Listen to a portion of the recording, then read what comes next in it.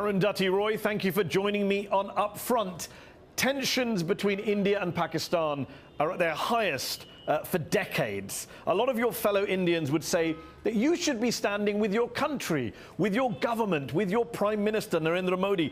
But you've come out against him again. Why? Well, I've always been against Prime Minister Modi, even at the time he was the Chief Minister of Gujarat in 2002.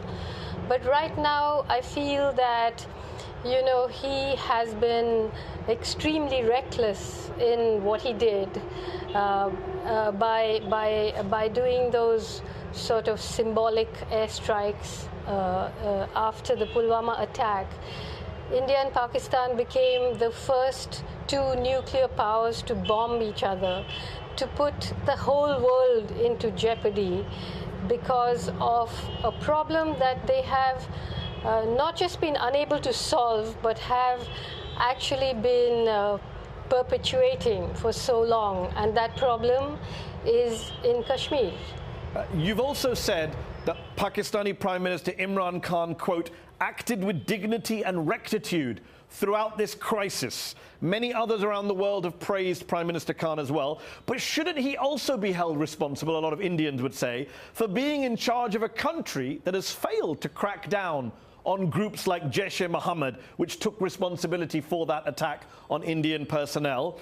Just a week after the attack, a global financial watchdog said that Pakistan still, even under Imran Khan, is not doing enough to stop the funding of terrorism and money laundering and the rest. Yeah, well, I was only speaking about that particular moment when we could have flashed into war. I was not commenting on Pakistan's role in the whole Kashmir dispute, which is a complicated one, and of course, to take action against groups like the Jaish is a responsibility of Pakistan. But history did not begin with Pulwama in Kashmir. So I think we need to look at that the whole world needs to turn its attention to Kashmir because we are in a very, very dangerous situation there. Isn't the problem, though, that the rest of the world is more concerned about nuclear war than about the plight of the Kashmiris? Well, I mean, if they care about nuclear war, then they'll have to care about the Kashmiris, And frankly, it's not just that they care about nuclear war. Here, you're looking at an economy like India and a country like Pakistan, both great buyers of weapons and, things that keep that military-industrial complex in the West ticking. So there are very serious reasons for why people have looked away. But now with this, I don't think you can look away anymore. Just on the Indian press and the conflict in Kashmir, how much is the Indian media and the very nationalistic cable news channels that we see from afar, how much do you think that's to blame for all this tension and hostility? Are Indian journalists complicit in ramping up some of these tensions? Well, they are more than complicit. Sometimes they are literally calling for war. I mean, you had a major television anchor saying, we don't want condemnation, we want blood. One of the most terrifying things in India now is that you have something like 400 24-hour news channels. I mean, even if this government falls, those media channels will remain and openly lying, publishing fake news, knowing that it's fake news. Some of those channels are owned by weapons dealers who have a vested interest. Most are owned by major corporates. The biggest corporation in India owns 27 24-hour news channels, And so the conflict of interest is unbelievable.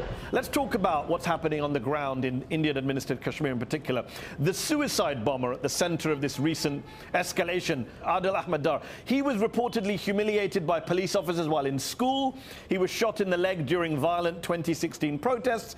When he joined a group of fighters in March 2018, his family told reporters, and the Indian military's response was to raid their home, set it on fire. Now, no one's justifying what he did, But how different would the reaction in India be to his story if more people knew about his story and more people knew about what's happening on the ground in Indian administered Kashmir?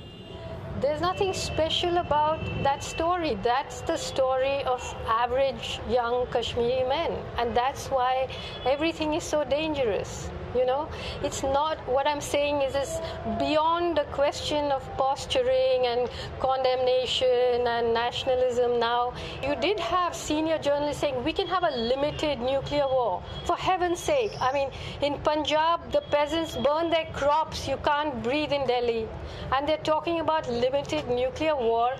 It's a situation of absolute lunacy. And what is your position on Kashmir? Are you for independence? You know, I am nobody to say what should happen to Kashmir. My position is that Kashmiris should be given a chance to express their opinion fearlessly.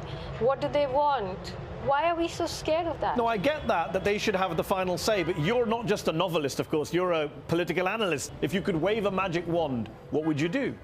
To me, if I could wave a magic wand, I would say that you need to demilitarize and you need to ask the people that have been fighting since 1947, what is it that they want? You know, why have 70,000 people died? Why are hundreds of teenagers been blinded? Why have so many people been tortured? For what? Why are people willing to kill themselves? Why are civilians willing to come in the way of bullets when the army cordons off a militant and people just throw themselves in the path of danger? Why?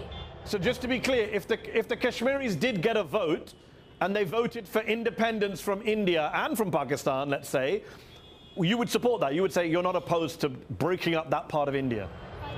Look, I'm not any kind of person who believes in the sanctity of maps. I mean, if Indians believe that it's all right for them to intervene in Bangladesh and to separate what was then East Pakistan from West Pakistan and liberate that place, which was being assaulted. There was genocide being committed in Bangladesh. If Indians believe that that's okay, then in what way do they justify their position on Kashmir? You've been accused by your army of right-wing critics in India of being, among other things, an apologist for militant groups in Kashmir, as well as India's Maoist fighters too. You once said, "I do feel it's incredible that these poor people are standing up against this mighty state."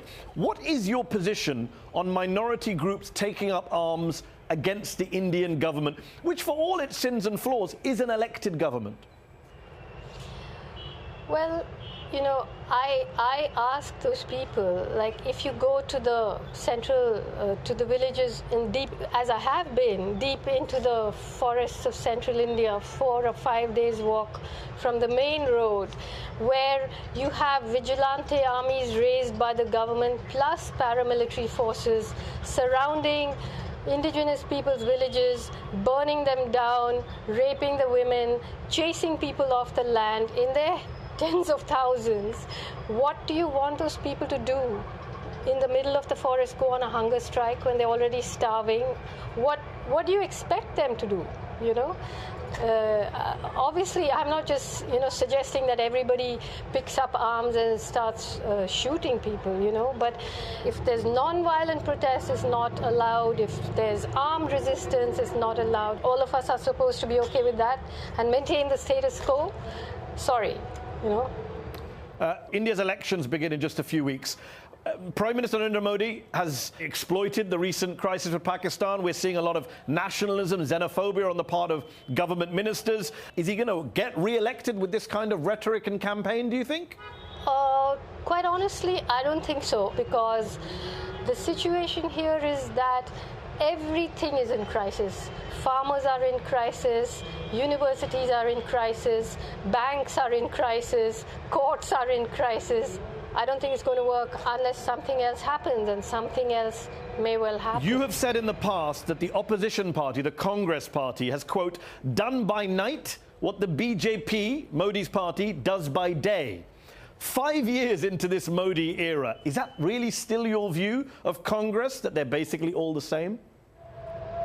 That's a very tough question to answer, because one looks back at the history of what the Congress has done and you do shudder.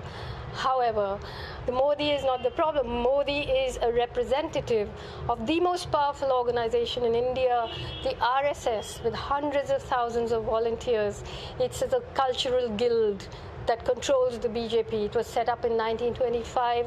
It has always maintained that the Indian constitution is a foreign constitution. It has always maintained that India should be declared a Hindu nation. So now we are in that sort of crisis. And the RSS's politics and Modi's politics, would you call that the Hindutva politics? Would you call that kind of politics fascist? Well, the RSS itself, its own ideologues have written so much in praise of Hitler, in praise of Mussolini, have called Muslims second-class citizens, have called Christians and communists their enemies. If you look at the games that have been played, the false flag attacks, the trail of deaths, of murders, of lynchings, you see fascism. What else do you see? Isn't the really big problem for you and people who are opposed to Modi is that Modi still has the support, according to the recent polls, of the majority of Indians? You're in a minority as a critic of his. Isn't that the big problem?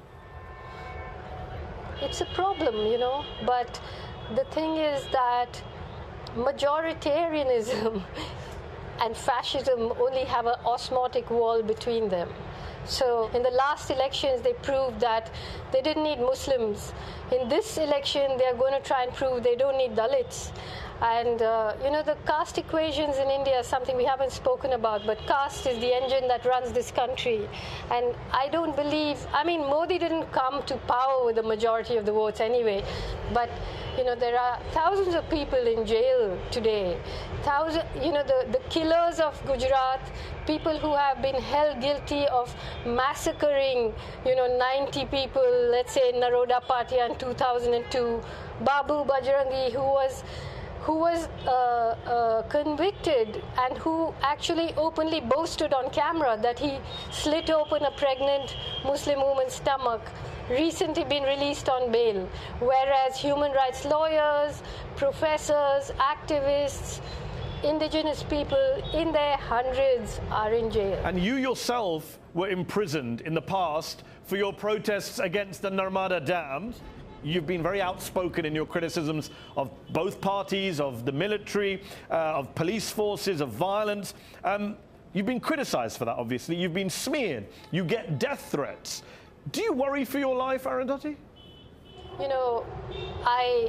I'm obviously careful. I am somebody who's protected by my readers in some ways. That's all the protection that I have. But it's happening to so many people, People have been killed. Of course, Gauri Lankesh and so many others have been killed. So it would be silly to say, oh, I don't worry at all. But all of us worry. All of us are careful. All of us step back sometimes.